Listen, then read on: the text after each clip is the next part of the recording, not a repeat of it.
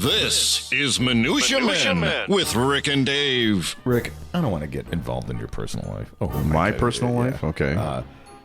But I think you've got a problem. I have a problem? Well, I think your mom has a problem. Well, where do we begin? I think she may have a Hummel problem. Yes, she does have a bit of a Hummel problem. So let me recap what happened for our listeners over the weekend. Okay. Okay, I see where you're going with this. On Saturday, Michelle, Lila, and I went thrifting. You know, thrifting. Yeah. You ever go thrifting? Oh, never. Okay, but we went thrifting. For those of you who are listening, you go to thrift stores. Who doesn't do that? Right. So, well, we went to one of them, and I stumbled on perhaps the largest collection of Hummels I had ever seen. Okay. Hummels are a pretty popular thrift story. Are they? Yeah, because nobody wants them anymore? I think that might be it. But I knew that Hildegard, your lovely mom, yes, has a huge... Who makes you sandwiches Yes, every time you see her. Loves Hummels. So I'm like, I'm going to send pictures of these Hummels to you, and I'm going to, I can pick them up. They're not expensive, I thought, and I wanted to help you solidify your position as the favorite child. Well, I'm really not the favorite, but okay. So I began by sending the picture of the little boy fishing. Yeah. What was your response? She's got that one. Right, okay. Yeah. The little Czech girl holding a lamb. She's got that one. Okay, the boy holding the black umbrella. She's got that one. The boy holding the blue umbrella that looks exactly the same as the black one. She's got that one. Right. Why do they make two that look exactly pretty much the same? Apparently it works. The little boy dressed up as a podiatrist. Yeah. She's got that one. Yeah. I mean, I must have sent you 7 of them. Yeah. And she has all of them. So I think you should really address this problem with you. How much of your inheritance is locked up in Hummels? Do you know? Well, gee, I hope not much, because nobody wants them anymore.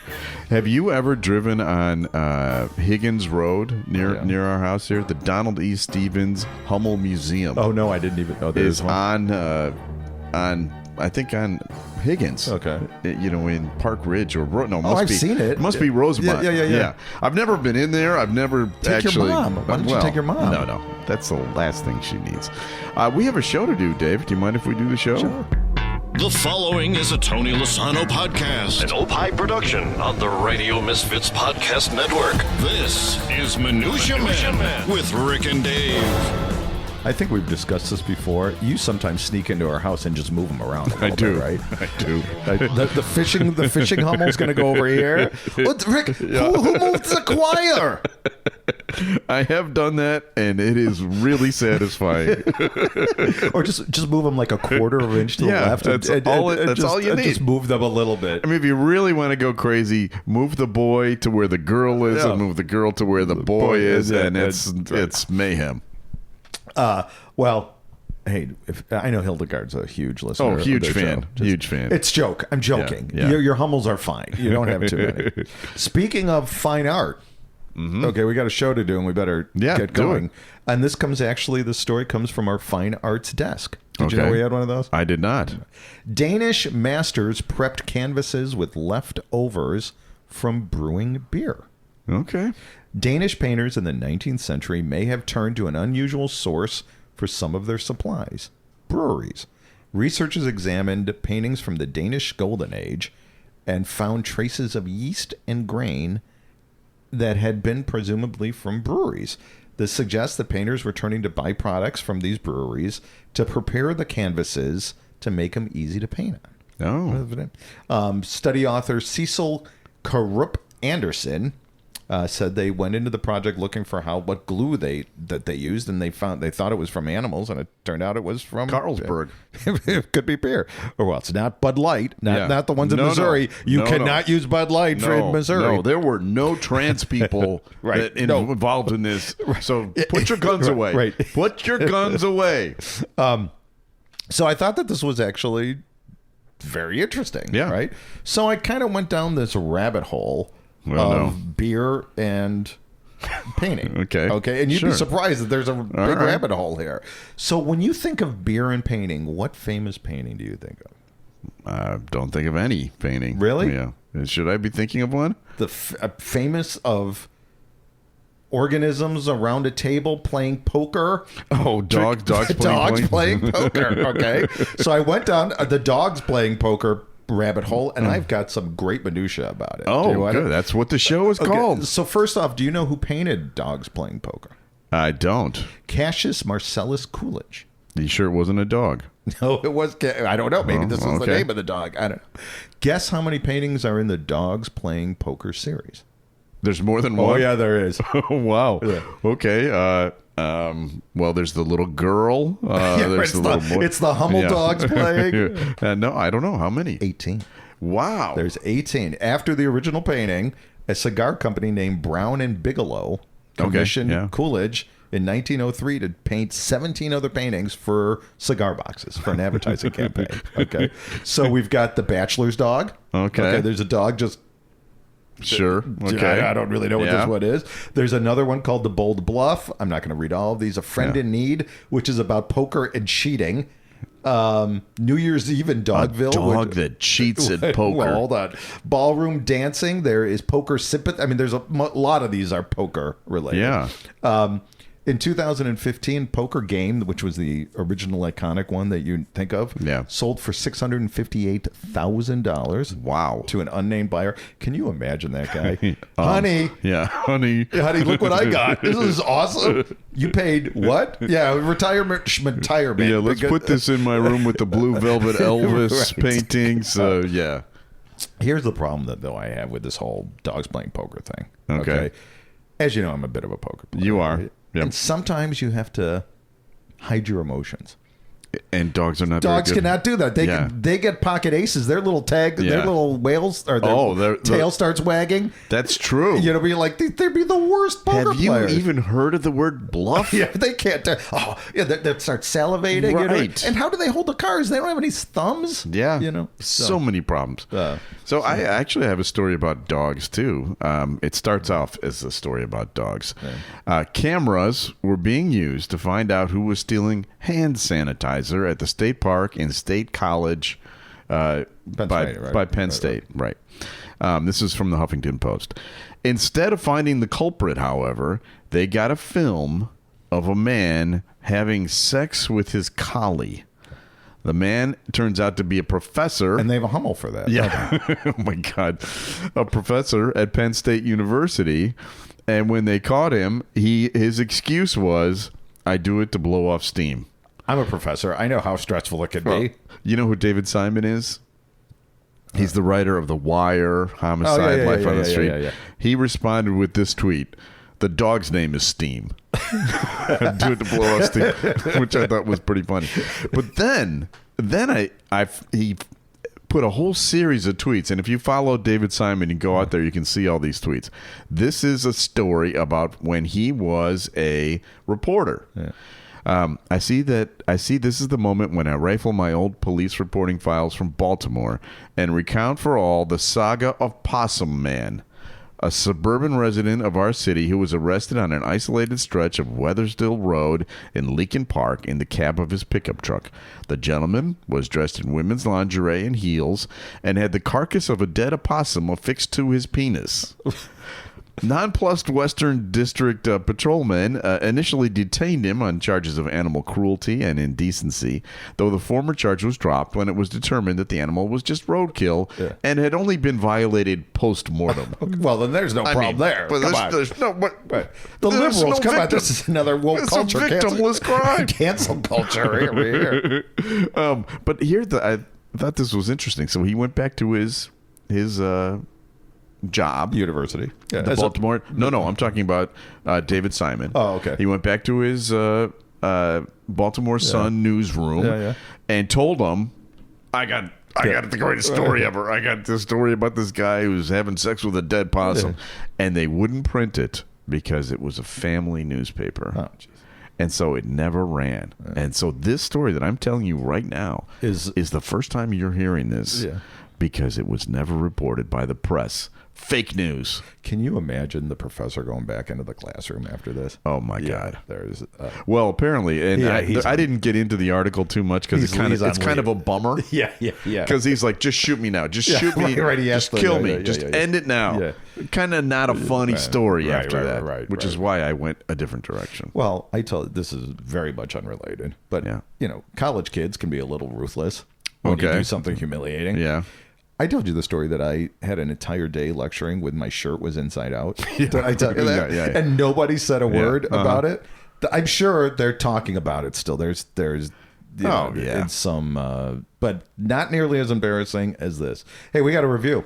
Oh, okay. This is from the UK. Ooh. My football coach, now I imagine we call that soccer. Yes, we do. My football coach turned my team onto this podcast. We listen while we drive to road games.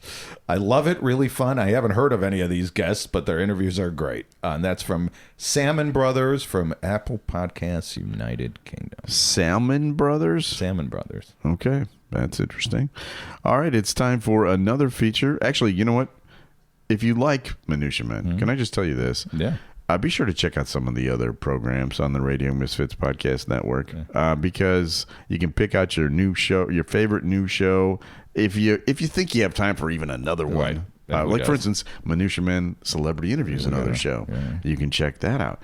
You can check these out at opishows.com. Remember that Opie is hippo backwards, OPPIH shows.com. Time for another feature. Time now for Studio Walls. And the words of the prophets were written on the studio walls. So this is the part of the show where we reach into the Rick and Dave archives and we pull out some magic from the past. And, you know, this is kind of a big week, Dave. I don't know if you've noticed this, but June 23rd, 1993. So now we're talking 30 years ago. All right, let me try to think what happened in June of 93.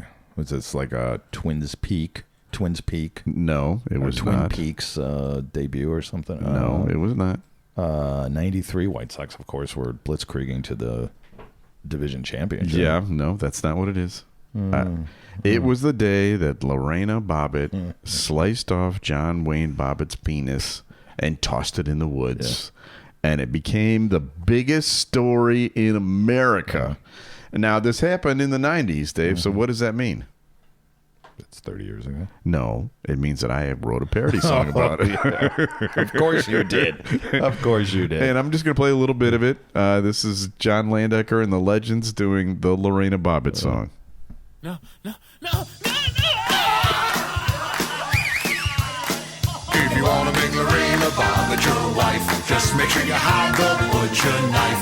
John Wayne Bobbitt found out that's true when she woke him cutting off his wazoo. Lorena said John wasn't treating her well, so he wound up in a prison cell. When he got acquitted, Lorena scoffed. That's the last time he gets off. It's a story we all have heard, the controversy that it stirred, the story of their marital strife that ended gruesomely with a knife. She just sliced off his manhood and then she tossed it in the woods. They say the grass there did grow greener, fertilized by a sliced off a wiener if you want. There you go.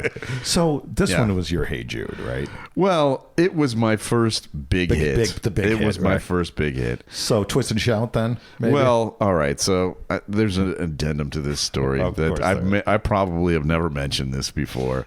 But I was at a party while this song was popular, and Tim Weigel, the local Chicago sportscaster, invited us over to his house, and Mike Royko, Pulitzer Prize winning journalist, Mike Royko, a irascible, scary kind of guy, a Chicago, like a tavern attending, bring me an old style kind of guy, was there. Gruff but lovable. Gruff man. And he found out that I wrote the Bobbitt song. And you know what he said to me, Dave? He said, get me a highball, kid. No, he said, that's genius. Yeah. Genius. All right. So anyway. Speaking of journalists, here's a story. Okay. Do you remember when we had W. Maxwell on and he talked how the best moments of his life was when he sees a comedian bomb on stage? Yes. Okay. I think I may have found the journalist equivalent here. Okay. Very serious journalist suffers absolutely cringe on air moment.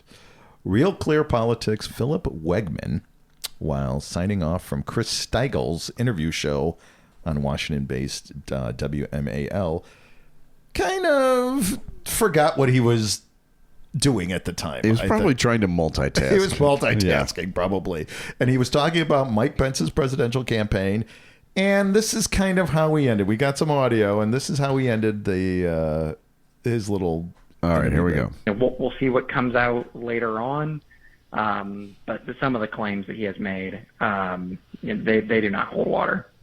Well, I'm glad you missed today's presser because we're better for conversing with you, Philip Wegman, at Real Clear Politics. He's the White House correspondent, and the most recent piece today went to print. Mike Pence takes the fight to Trump.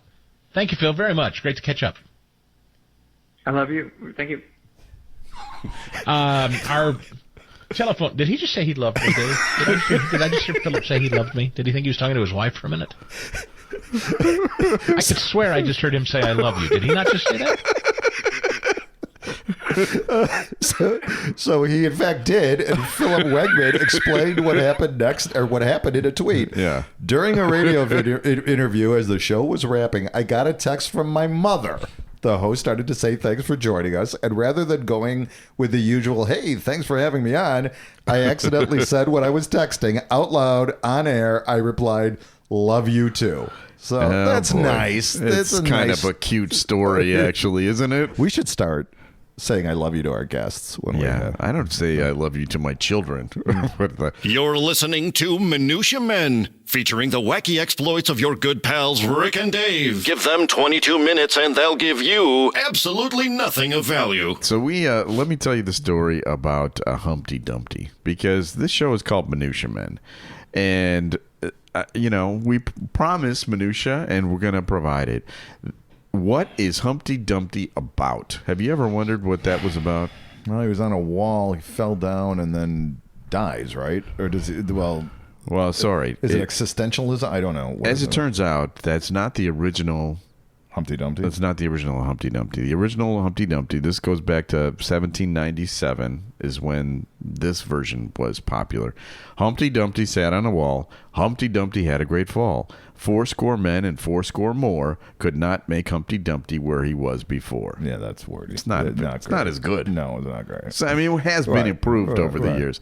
Well, it turns out that Humpty Dumpty is an old 17th and 18th century term for somebody who is overweight and clumsy. A Humpty Dumpty. I think that's kind of the term now. It's still. Well, it kind of fits, doesn't it? Yeah. And it was about a drink. The Humpty Dumpty was also a drink made by boiling brandy and ale together. Oh, okay. So, I think kind of have casks, bourbon casks now that have beer flavor and vice versa. Well, it turns out that there was more to it than that. Humpty Dumpty was also a collie. No, there's no animals involved in this story for the Hummel. For the first time. No, Yeah. No, but it involves King Richard. Okay. Of England. Yeah. King Richard came to power through questionable means in 1483. He said to the liberals stole the election, didn't they? It's actually even worse than that. Smart man. He had 2 young nephews that were the legal heirs to the throne, and he put them in the Tower of London and killed them. Yeah. Which, was not nice. No. But that's how he became king. And he lost the kingship by having a battle with Henry Tudor, King Henry, in 1485.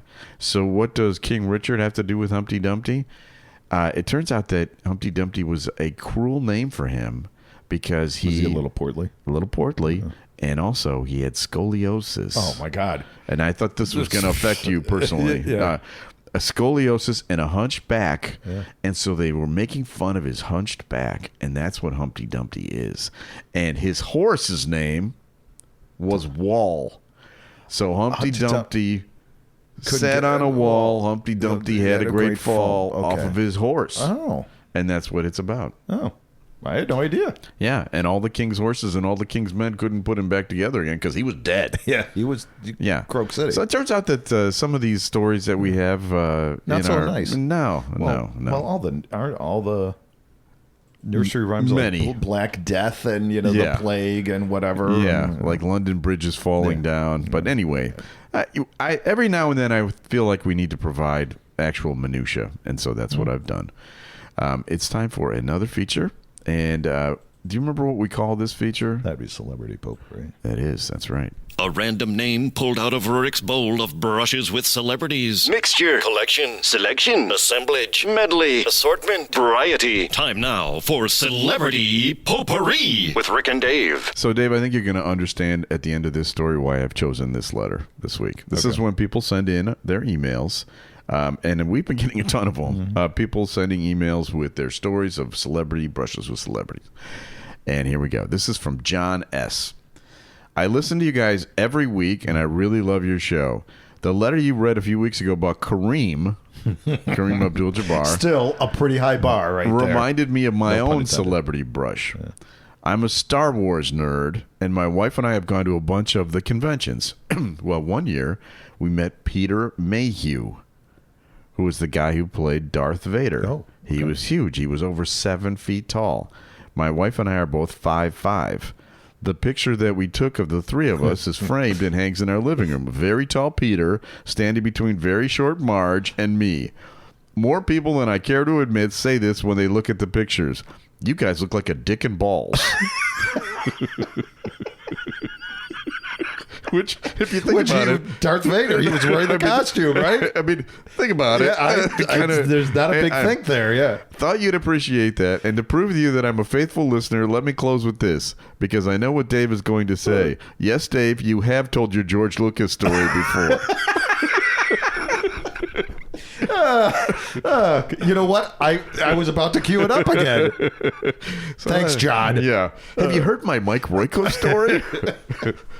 All right. Oh, that's a great one. So if people want to check out a Minutia Men celebrity interview, who do we have up there this coming week? So I loved this show, which has now sadly ended, the Goldbergs. Yes. And we were able to talk to the actress who played Erica. Right. Haley Orantia. I thought you were going to try to get out of saying the name. No, I have it phonetically spelled right here on my computer.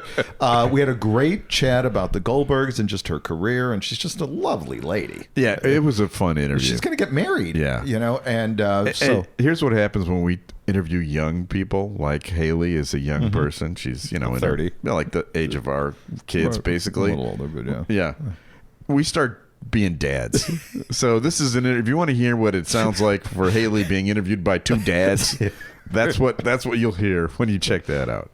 Yeah. All right, so we have to thank some people. Let's thank the executive producer of the show, Tony Lasana. Tony's doing a great job. OPIShows.com. OPI is hippo backwards, OPPIH shows.com. We're distributed by Ed Silla with Radio Misfits. Great Talk Radio isn't dead. It just moved to a better place, RadioMisfits.com. And we'll be back again next week with a brand new episode of Minutia Men. The preceding was a presentation of Opie Productions. Find our other great shows wherever you find podcasts, including OPIShows.com. Thank you. This has been a presentation of Opie Productions. Tony, can you shut up?